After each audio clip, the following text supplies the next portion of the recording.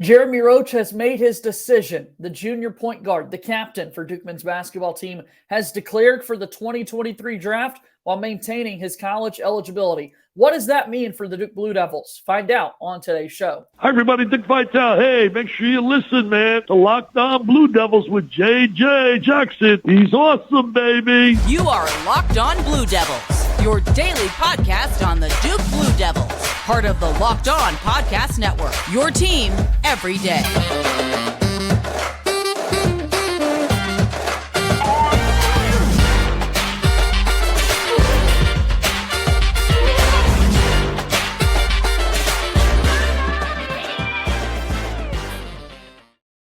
Hello, everybody, and welcome into another episode of the Locked On Blue Devils podcast. It's so great to have you here with us on this Monday, April 10th, 2023. My name is JJ Jackson, proudly serving as the host of Locked On Blue Devils. Follow us on Twitter at LO_Blue Devils. Follow me on Twitter at _JJ_Jackson_. Leave us a 5-star rating and review wherever you get your podcasts. Also, be sure to watch the show daily on YouTube each and every day.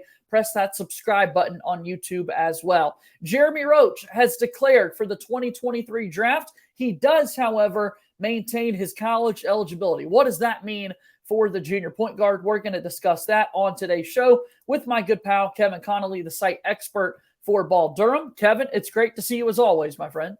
JJ, glad to be here. Interesting wording, we'll get into it, of this announcement. Yeah, excited to see what the future holds for Jeremy Roach now that we know he's taken the first step. He announced on social media today that he would, in fact, be declaring for the 2023 draft. We will get to his post, the wording, in just a moment. But when you see the news, declares for the draft, maintains his eligibility, how do you respond? I think it's kind of something I expected. We had talked about this a couple of weeks ago when we were ciphering through these decisions that these Duke players were going to make. And I don't see any harm in doing this for any player that has that potential. Could I be drafted? What's the best interest of me? Because you get to work out in front of NBA teams. You get to talk to those people in those organizations and those scouts and those coaches and those player development personnel. And it's like, how do I get better? What do I need to do to get better, to get drafted here into the NBA? And I think for Jeremy Roach, it's a good decision for him. He leaves that door open where he could come back to Duke. And he also has clearly said that it's a dream of his to play basketball professionally. Duke Nation and the Crazies, Jeremy Roach writes, thank you for all the support these past 3 seasons, from a crazy COVID year to the Final Four run in Coach K's final season to an ACC championship this year. We've experienced it all. I love competing with my brothers and repping Duke. Since the season ended, I've had some real conversations with my family and coaches and done a lot of thinking about my future. At this time, we feel it is in my best interest to declare for the NBA draft while maintaining my college eligibility. I look forward to gaining valuable feedback and experience in the pre-draft process. As I take this next step, I know I'll always have the full support and love of my family and coaches. We do this together, and I'm grateful for that. Playing for Duke is a dream come true, and I feel the same about playing this game professionally. Peace and love, Jeremy Roach. Yeah, I mean, look, you listen to that, and he does point out that I want to go through the pre-draft process. I want to see what I can find out. We have seen these posts before from so many basketball players across America who say, I'm going to go for the draft process and also put my name in the transfer portal. That was omitted from Jeremy Roach's post right there. And now we know May 31st, 11:59 p.m., that is the hard cutoff day for Jeremy Roach to make his decision. So what is that, Kevin? 6-7 weeks, a month and a half or so away from Jeremy Roach. He's got to figure out what he wants to do. And now the Duke staff, they've got to move forward as well. Yeah, absolutely. And obviously he said they've had these conversations, and it's the same scenario a year ago that we were in with Trevor Keels. I mean, and Trevor Keels literally went down to May 31st at like 8 o'clock before he officially made his announcement that he was going to stay in the NBA draft. But for Jeremy Roach, that May 31st deadline, it allows him to have individual workouts for teams. You would imagine he is going to be invited to the NBA draft combine, or at least the G League combine, and perhaps get an invite to the main NBA draft combine. So he'll have that experience as well. In that statement you just read, and I have it up in front of me too, there were 3 sentences that stood out to me. The first, I loved competing with my brothers and repping Duke. That sentence sounds like, all right, he's gone. He's not going to come back despite maintaining his college eligibility. Then you go down to that second paragraph and you read the sentence, I look forward to gaining valuable feedback and experience in the pre-draft process. That makes you think, okay, he just wants to go through the motions and see what his value is, what his stock is, and get that knowledge from teams about what he has to improve on to potentially next year in what people are calling a weaker draft class, maybe sneak in to the later stages of that first round. And then that last sentence of his post, playing for Duke is a dream come true, and I feel the same about playing this game professionally. And obviously, he's already played 3 years for Duke. That dream might have been checked off. And then playing professionally is a little bit different than playing in the NBA. So obviously, he would have a career overseas playing professionally if he's not able to make it to the G League or the NBA if he chooses that route. Yeah, no, it feels as though it's back and forth when you read through the post, how you're feeling about whether or not he's going to be returning to Durham for another season. The captain this past season had many incredible moments. A lot of his highlights are surfacing back on Twitter. We'll always remember that big layup he had at the end of the Gonzaga game in Las Vegas last year. Hit some big shots throughout the NCAA tournament Final Four run a year ago and was one of the go-to scorers down the stretch for the Duke team this season. If we have seen the last of Jeremy Roach wearing that number 3 Duke jersey, there were a lot of really fun moments. Yeah, there really were. And he even said it in his post of just like how his career and his career trajectory are kind of wild. I mean, he came in that freshman class in the COVID season, which everyone kind of just throws out the window because I mean, it was a season, but it really wasn't a season. The season ends when it looks like this team's peaking in the ACC tournament, and they can't even potentially make that bid for an NCAA tournament bid. Then he's really the catalyst in that March run that brought this team to a Final Four last year. And then this year he comes back, first year under John Shire. He's the captain. He's the junior point guard leader, and he battles injury basically from the second week of the season all the way up until February, and then he finally starts to round into form, and it eventually turned into an ACC championship and a loss in the round of 32. But yeah, wild career through 3 years for Jeremy Roach in Durham, certainly to say the least. Let's continue to talk about Roach, what this guard position looks like for Duke next season, and a whole lot more after our first time out here on today's episode of Locked On Blue Devils. Locked On Blue Devils here today is brought to you by our friends over at FanDuel, the #1 sports book in America that we love so much. Grand slams, no-hitters, and double plays are back, and there's no better place to get in on the daily Major League Baseball action than FanDuel, America's #1 sports book. That's because right now, new customers can get the no-sweat first bet up to $1,000. Just go to FanDuel.com/lockedon, sign up, place your first bet, and get up to $1,000 back in bonus bets if you don't win. So don't miss your chance to get a no-sweat first bet up to $1,000 when you join FanDuel today. Just go to FanDuel.com/lockedon to sign up. Again, FanDuel, an official partner of Major League Baseball. Moving forward here on today's episode of Locked On Blue Devils, JJ Jackson alongside my pal Kevin Connelly, the site expert for Ball Durham. What does the guard position look like now for Duke? The backcourt in particular, that's the question to be asked if we move forward without Jeremy Roach on the Blue Devils roster. Well, JJ, it's interesting you asked that because it feels like with Duke, you can always get a good sense of what the coaches are thinking or what the player's decision is going to be based on the incoming recruiting class, right? So I think a lot of people had it determined that this could be Jeremy Roach's last season, especially when Tyrese Proctor announced that he was going to return for a sophomore season, because you have Jared McCain who's coming in. You have Caleb Foster who's coming in. Obviously, still a little bit of question marks of the bench guys who I guess could return, and Jalen Blakes and Jaden Shoot. Although I feel like it's weird that we're in this time in college basketball where guys really don't play and you're still expecting announcements like they're returning. Got to hear something. Yeah, exactly. It's that weird phase in the college basketball season. But like that was kind of the expectation, I think, from a lot of fans and a lot of people around the team, that this was going to be Jeremy Roach's last season just because of who John Shire recruited. And don't forget, Tyrese Proctor was supposed to be in next year's recruiting class before he reclassed up a year up to go to this year.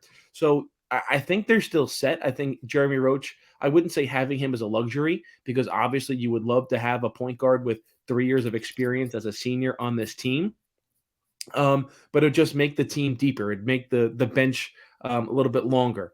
But if you assume he's not coming back, I still think you're in good hands with a proven ball handler in Tyrese Proctor and Yep. Jared McCain, a player who can shoot it from just about anywhere on the court, and Caleb Foster, who is, at least in my opinion, some people have kind of refuted me on this, but I think he projects to a very similar player as to Jeremy Roach, where he's going to be a really tough ball handling guard who probably projects as a 2 to 3 year player.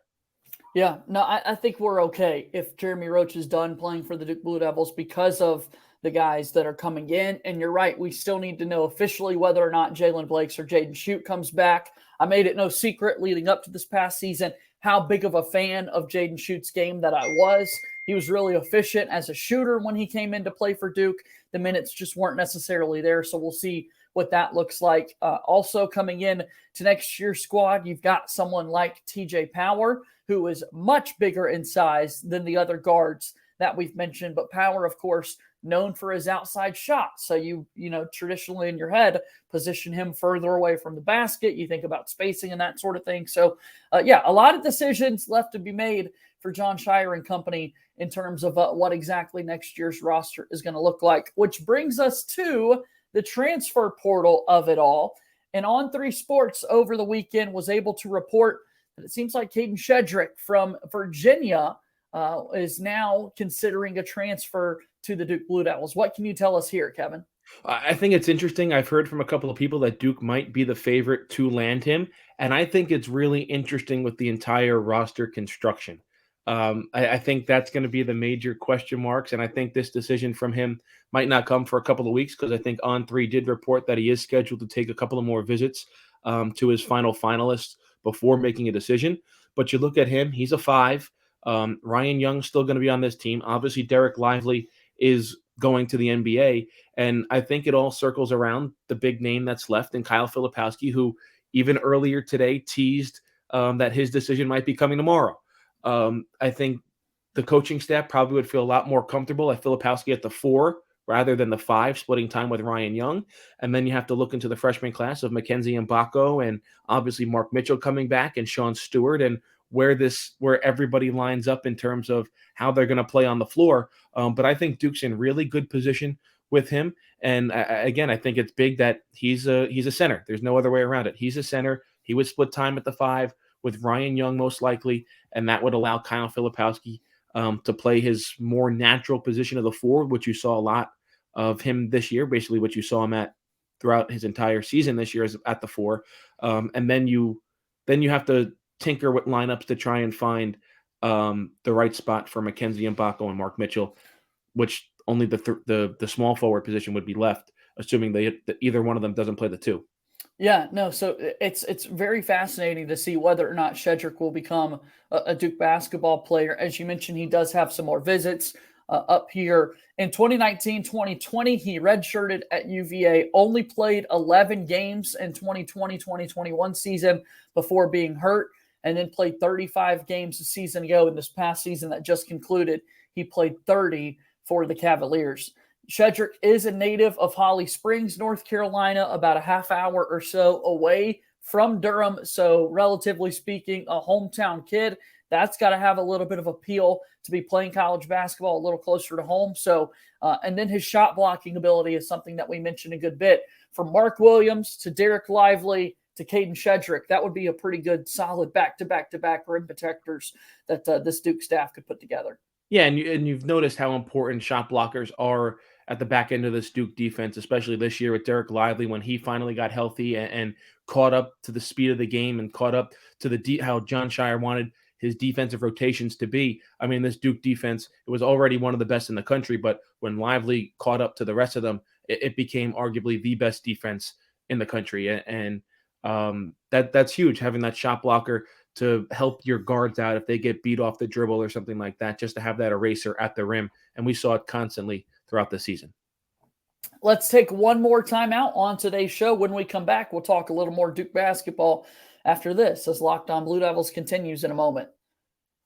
Locked On Blue Devils here today wants to say thank you to our sponsor, HelloFresh. Skip trips to the grocery store and count on HelloFresh to make home cooking easy, fun, and affordable. That's why it's America's #1 meal kit. Go to HelloFresh.com/college60 and use code college60 for 60% off plus free shipping. HelloFresh, a proud sponsor of Locked On Blue Devils. Final few moments of today's episode of Locked On Blue Devils. JJ Jackson alongside my friend Kevin Connelly, site expert for Ball Durham. Tell me about your website.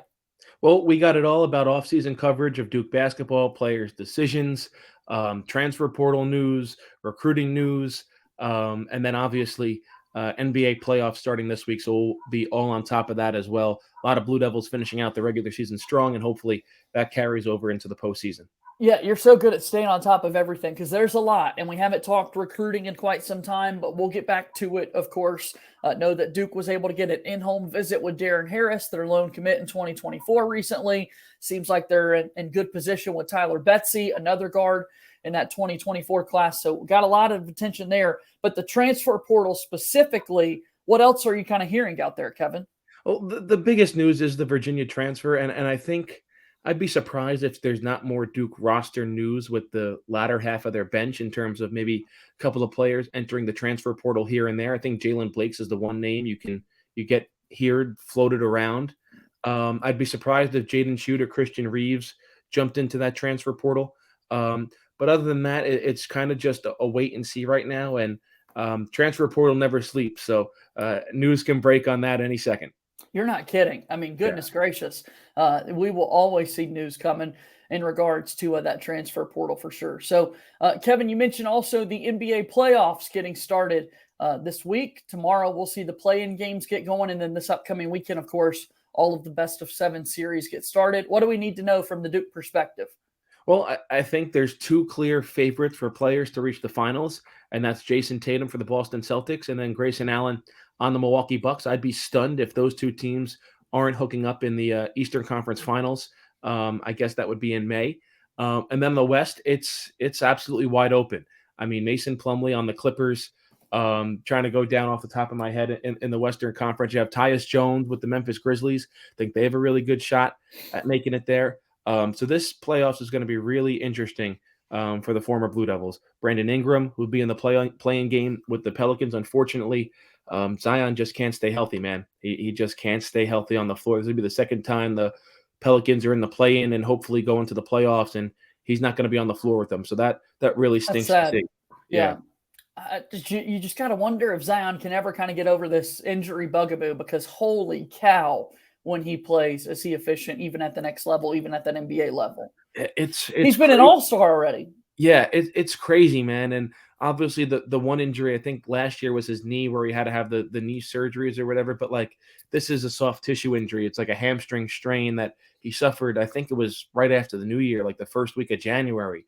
And he just had a setback, and he's just not able to get out on the floor. And obviously that it's a major loss, just not to Duke fans or college basketball fans who want to see him at the next level. But I mean, like you said, he was an all-star basically in his first full season playing in the NBA, and he just hasn't been able to stay on the floor.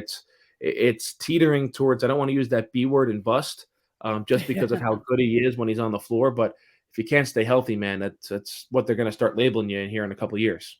Yeah, that's really tough for sure. Hopefully he can have continued health moving forward, and we'll see some other guys playing in the playoffs for Duke. So talking about the Duke basketball team going into next season, though, Kevin, as we sort of continue to wind down here on this Monday, you mentioned a little bit ago Kyle Filipowski teasing Duke fans. That's what they're known to do. Tell me about this.